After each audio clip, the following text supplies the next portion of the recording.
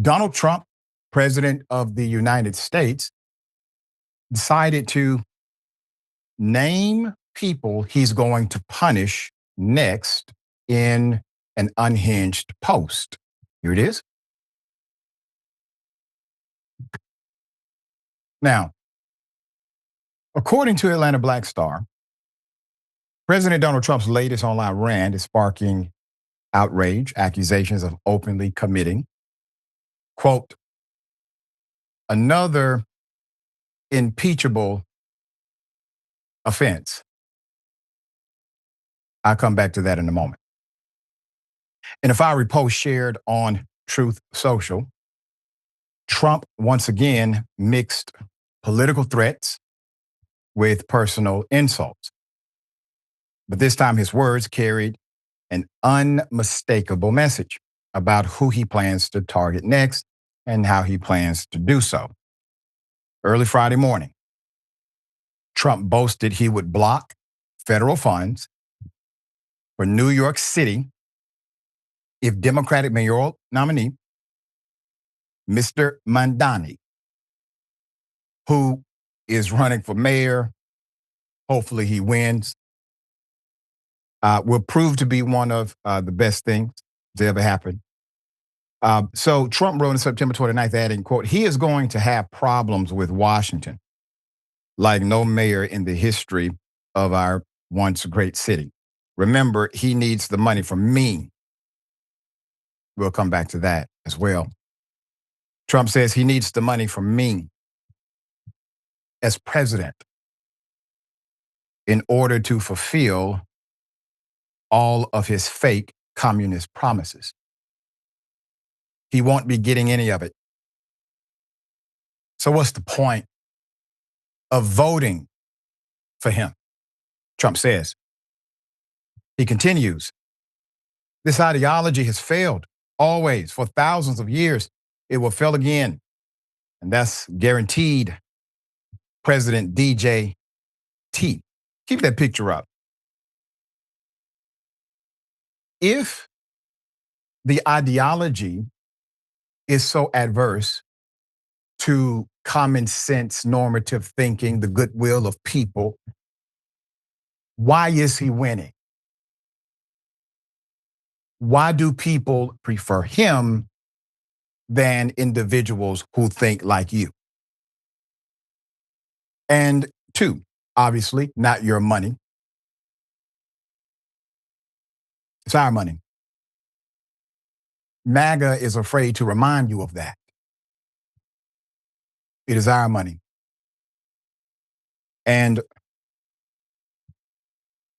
Trump threatening to utilize the power of the federal government in order to punish another American citizen for their protected political free speech is germane to why the Constitution was written to give you freedom thereof. Your freedom of speech protects you from government punishment for protected speech. You cannot get more government than the President of the United States utilizing the very power of the White House and its funding coordination apparatus.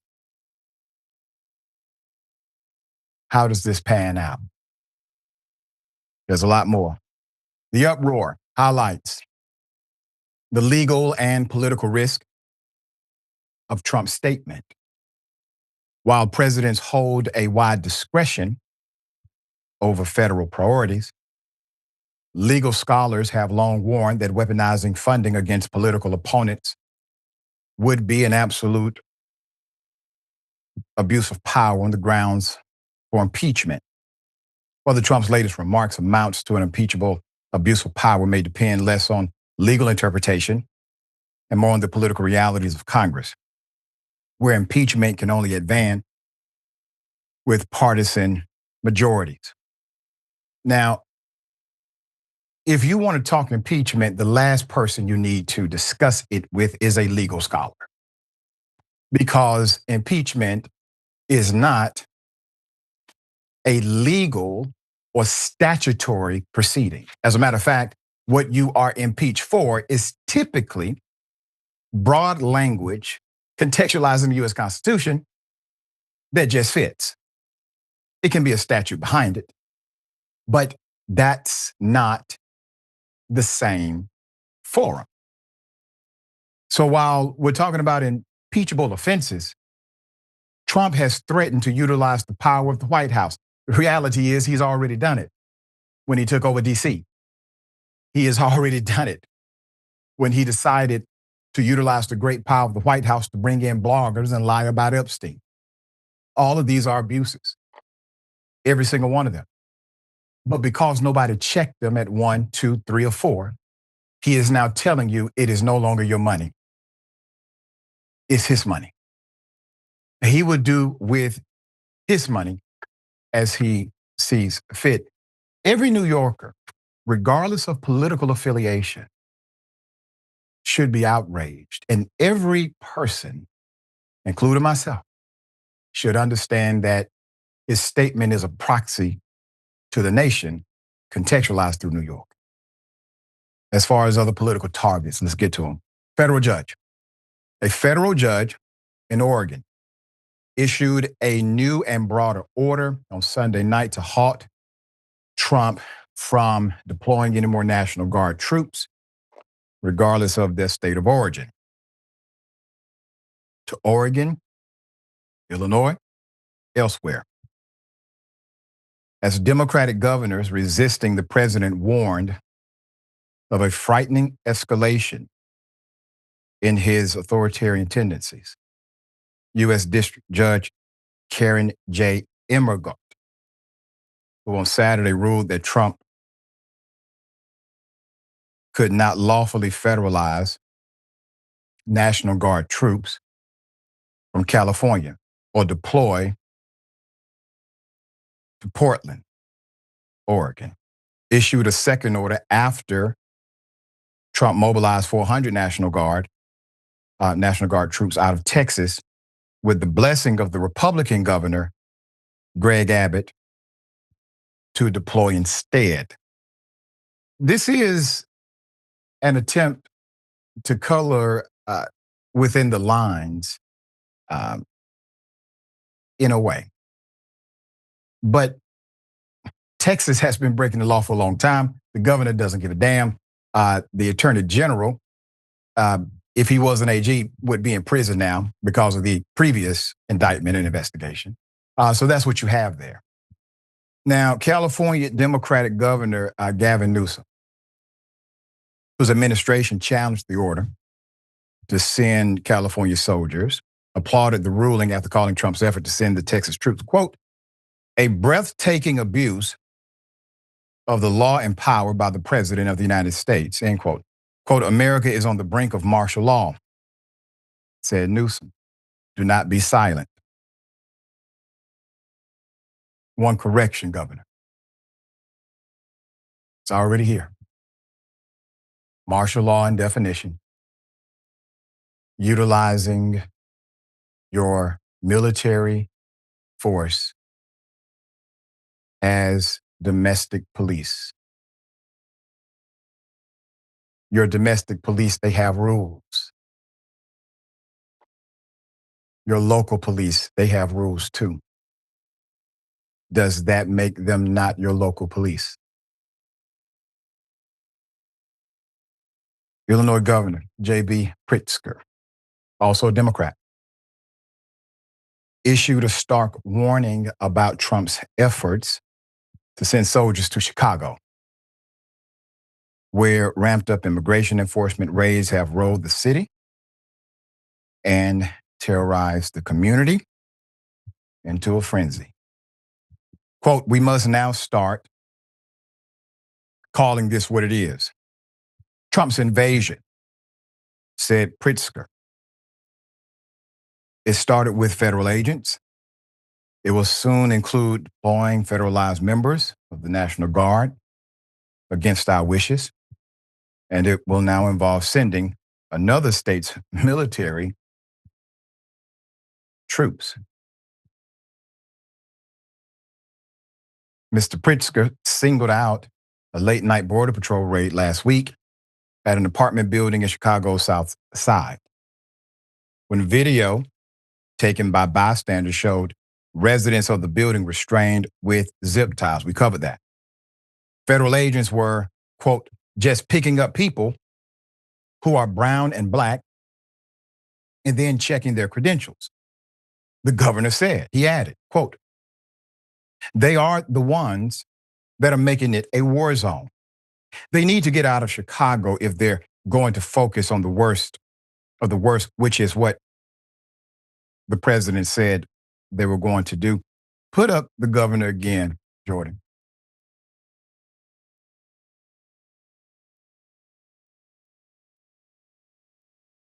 I would like to applaud you, Pritzker, and I would like to applaud Newsom.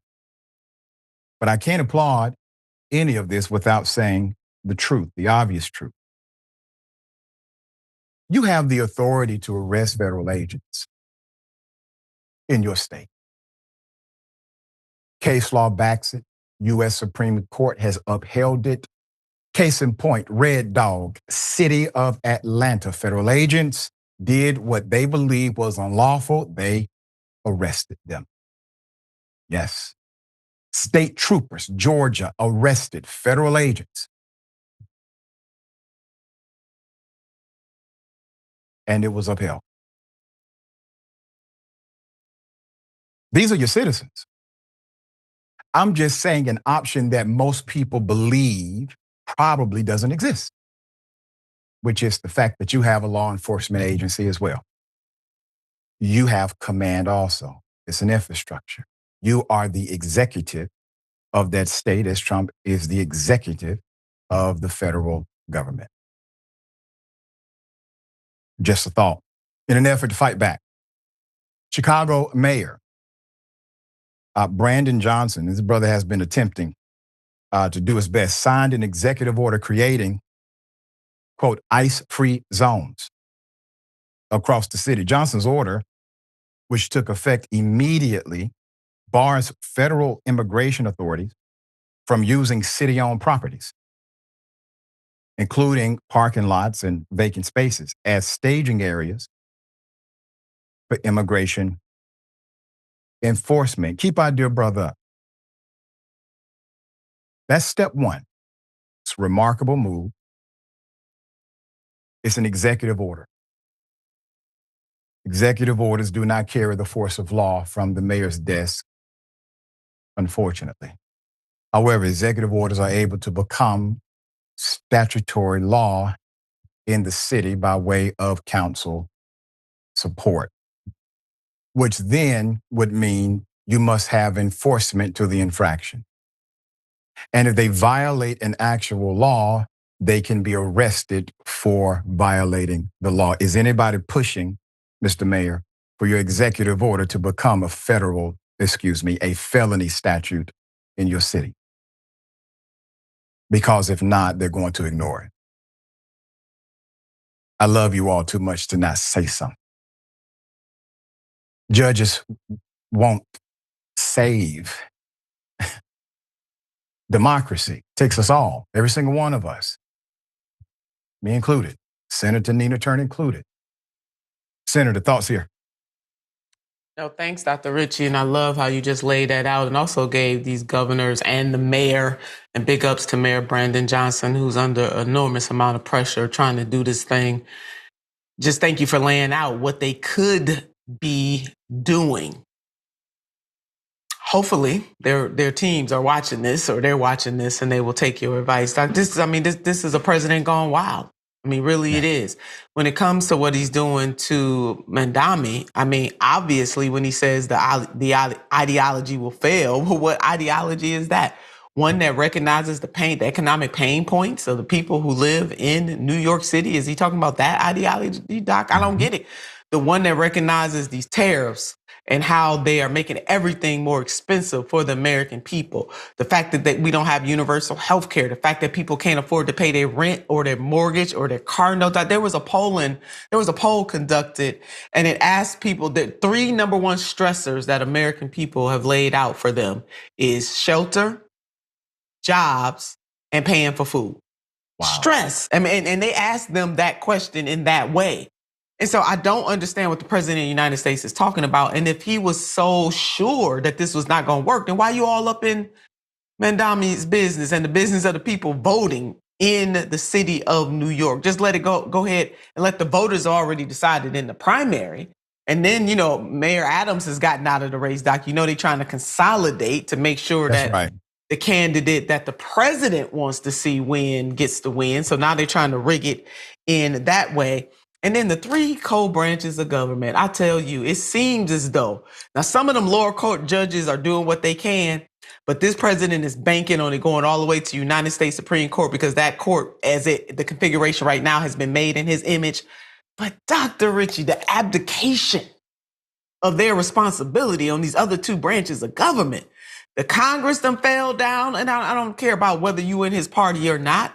And the judicial branch in some cases has fallen down. I mean, maybe what I learned in junior high about the three co-equal branches of government maybe that's not real in 2025, because it does not seem that it is. And then lastly, in terms of what is happening in Chicago, I've talked to some of my friends there. People are living in terror, Doc, that this president is violating. He's using law enforcement officers to do that. So I'll remind you, people in blue suits or red suits with red ties, it doesn't matter. But people in suits are directing people in uniform to rain terror on their fellow citizens, violating the 4th Amendment to the Constitution, the 5th Amendment to the Constitution, the 14th Amendment to the Constitution, Dr. Richey, and maybe a whole bunch of other stuff too.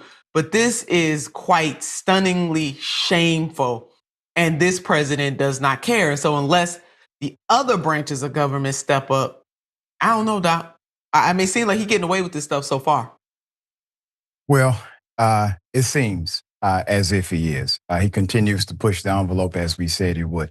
I believe that the light that people like you and others bring, and you, and some light that's coming to some of our brothers and sisters who are currently elected, will outshine the darkness. We just have to remind them. All right, we'll bring you updates as they come.